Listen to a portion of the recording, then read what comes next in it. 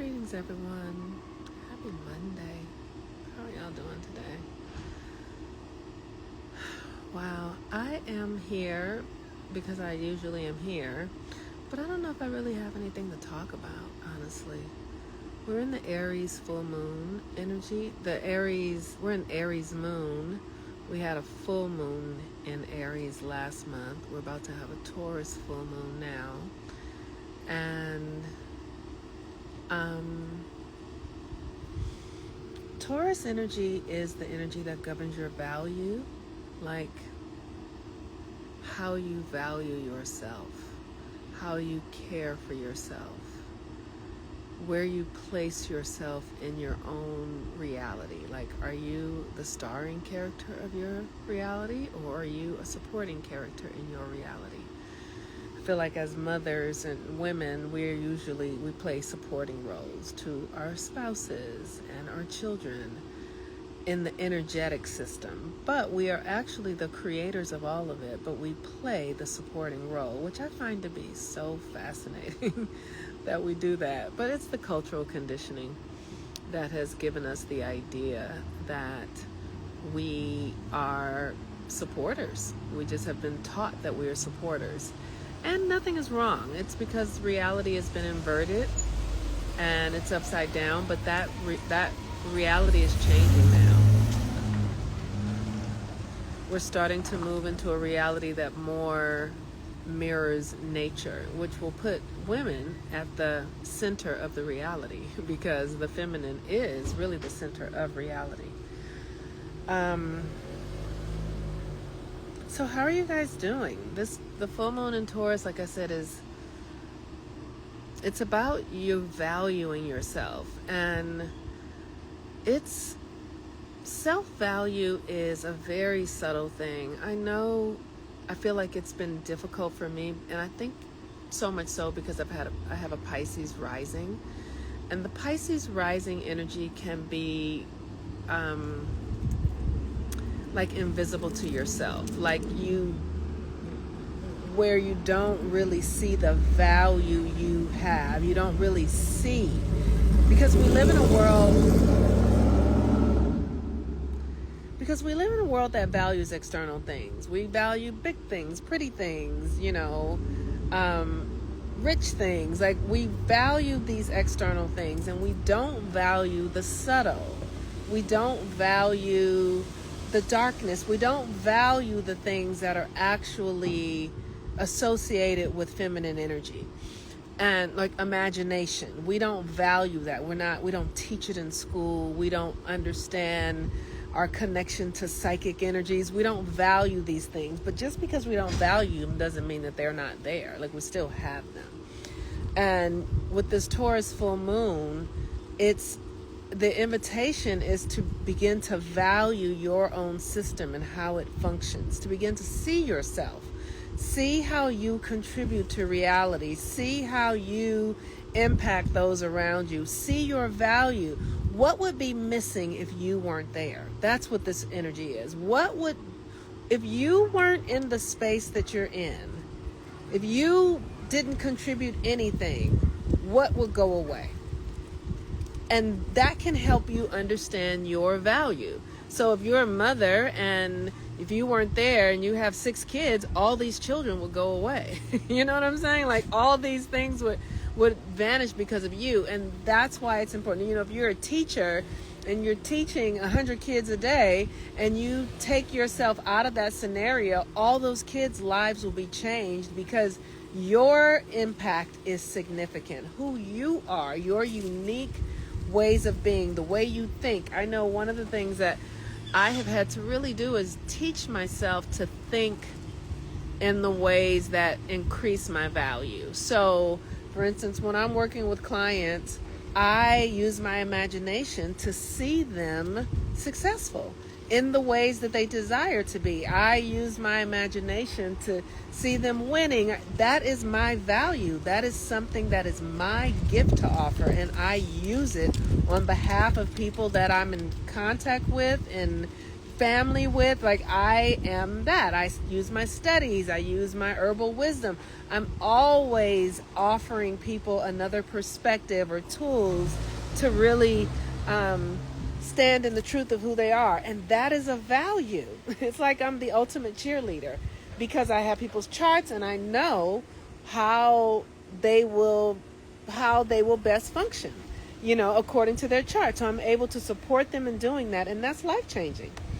She said, I've been in the reflection of my values. I feel empowered in my own curated space, yet when I arrive at work, I'm presented with a wave of sadness. That's something to pay attention to. That's something that's interesting, right? Like, oh, you're affected with a wave of sadness. Have you talked to the sadness? Sadness, why are you here? What do you have to offer me? What's the value of the sadness? What's the lesson of the sadness? Because, the ego would just might say, oh, I don't want to be at this job. But maybe it's not that. Maybe it's, I really love expressing myself in a unencumbered way. Okay, well, how could I do that at this job? You know what I'm saying? Maybe the sadness is ancestral grief, that you grew up in a family where people didn't have the freedom to really express themselves. So then you go do the work to heal that. Like, get curious about where the sadness is coming from and don't just assume anything. Engage the sadness. Lean into it. Allow it to be a catalyst allow that energy to be something that catalyzes you into your next experience. If you guys are not following me on Substack, I have been writing for the last few days about this thing I've been having with mosquitoes. And because we live in a world that gives us the illusion that things are outside of us, we don't understand that we're all energy. And energy, and we all share the same energy. We all share the same energy. And so when these mosquitoes showed up, because I know anything in my life is there because of energetic vibration, I'm not, when the mosquitoes come, I'm like, okay, what in me is vibrating at this frequency? What are these mosquitoes trying to tell me? What's being offered to me? Rather than being like, oh no, that's wrong. And I feel that too, because mosquitoes are hell of annoying. So I do feel like, oh no, not a motherfucking mosquito bite. I do feel that. But I know that it's an energy thing. So the experience that I had with the mosquitoes is that I couldn't beat them. I can't beat them. So I have to go to the root of them. What is the root of this? And so I start doing the research on mosquitoes. Well, mosquitoes mean stagnation. Okay, so that means some energy is stagnant somewhere. So then I start working to move the energy in my house and in my body. The liver holds like literally living from the experience of oneness. Everything is connected. Nothing is really ever happening outside of you.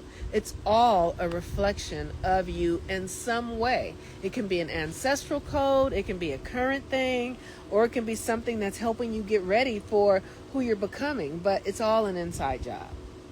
So as we're going into this Taurus full moon, you want to be asking, what's the value of the experiences you're having? Like, whatever's going on in your life right now, what's the value of it? Think about it. Most of us are just in situations without really, things are just running us. We're not conscious of it. But if you begin to ask questions and think about it and, why am I doing this? What does this feel like? And it changes the whole game. It changes everything when you begin to look at things from the lens of responsibility and connection rather than separation. All right, you all. If you've not picked up the workbook for Mercury retrograde, you can go to my website and do that at healwithmoonmama.com. Mercury retrograde starts on the 11th.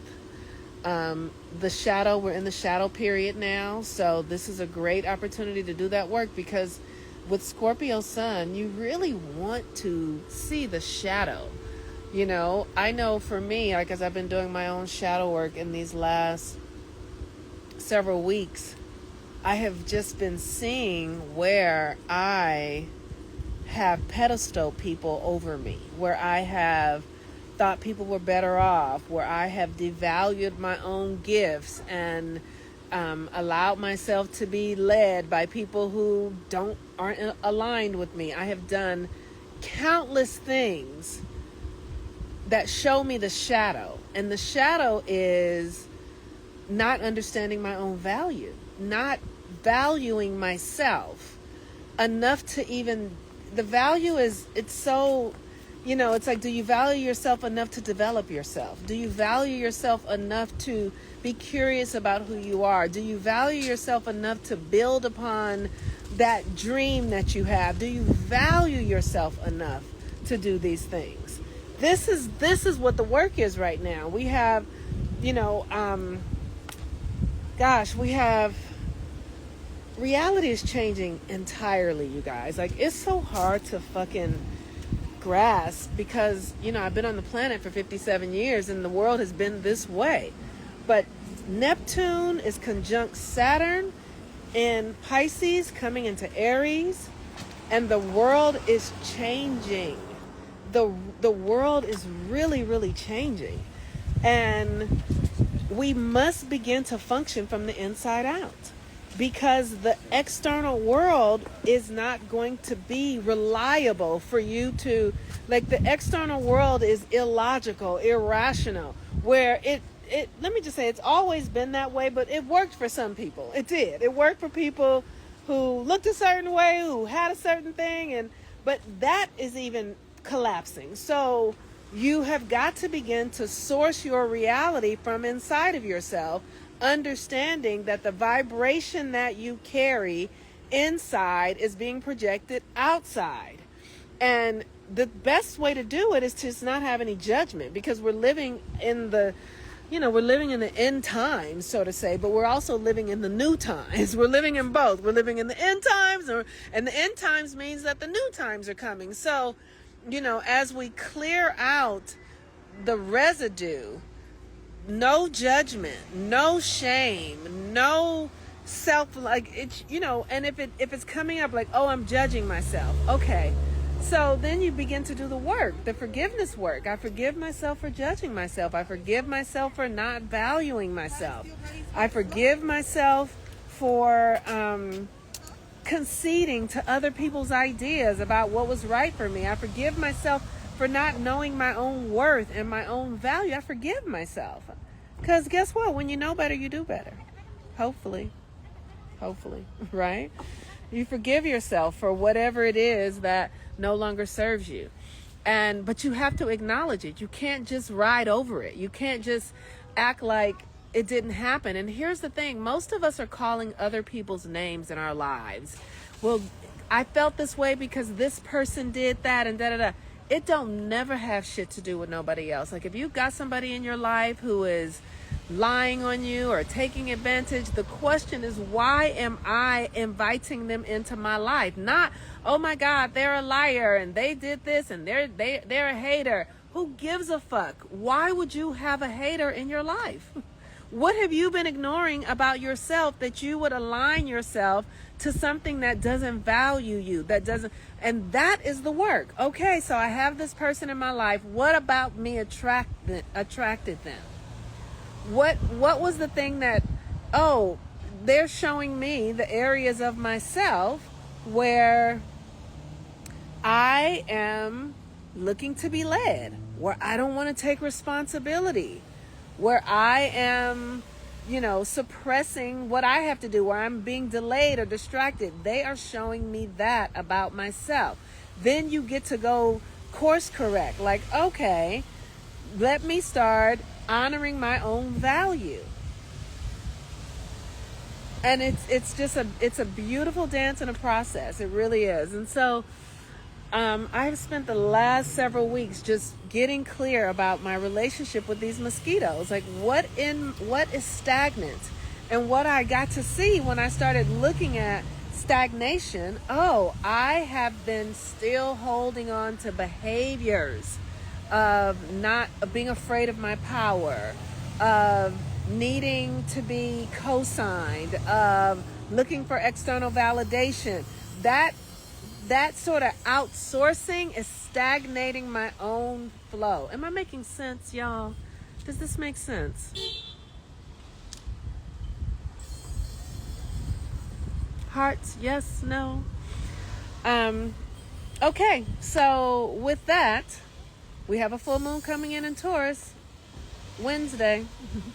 The moon is in Aries right now, and if you look at the last month of your life, okay, great. If you look at the last month of your life, when we had the Aries full moon coming out of the Virgo eclipse, what is going on in your life where it's time for you to shift your value system, your self-esteem, Taurus is also this sensory energy. It's literally like the feeling, like when you get the chills or you get a feeling in your stomach. That's Taurus also. And you must have self-esteem to trust your intuition.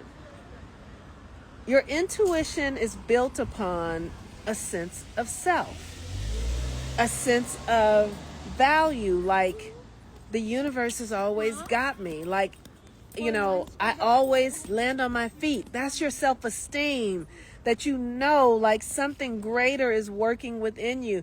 But it's a feeling. It's not rational. It's not logical. It's not. And it's unique to you. It's unique to you. Nobody else has it. No one else is like yours. But you have to practice it, and you have to cultivate it, and you have to honor it, and you have to relate to it. And that also builds your self-esteem and in your connection with the unseen realm. Because like I keep saying, y'all, all we're going to have soon is the unseen realm. There will still be a physical realm here, but it will be a mess.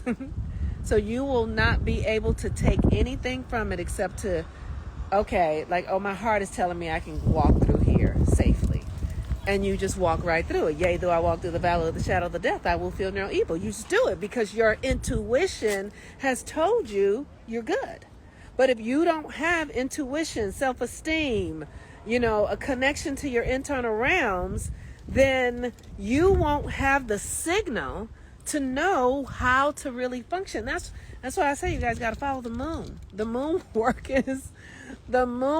governs the feminine energy. It governs that internal force that will say, oh, no, turn here. Oh, put that down. Go do this. Go. That's what the moon does. And, I feel like people who are artists, like if you're an artist, you have a connection to that because you're always listening to the unseen realm. But people who are not in artistry, they struggle because they're so logical. And the logic is gone. Like I keep telling you guys, there's no more. There's nothing you can believe online anymore. It's so interesting. I watch one thing about Trump and they're like, he's a hero. He's about to give black people America. And then there's some, other group saying it's just like, who knows what's true? Who knows what's true? So your truth has to be anchored in your sense of self. All right, you all. If you need any support, pick up that Mercury retrograde workbook at healwithmoonmama.com. The Alchemy of Truth is the name of it. You could also get it here in my link tree on Instagram. The Alchemy of Truth. The Journey Through the Shadows is what it is. And that's it. Okay. Peace and blessings.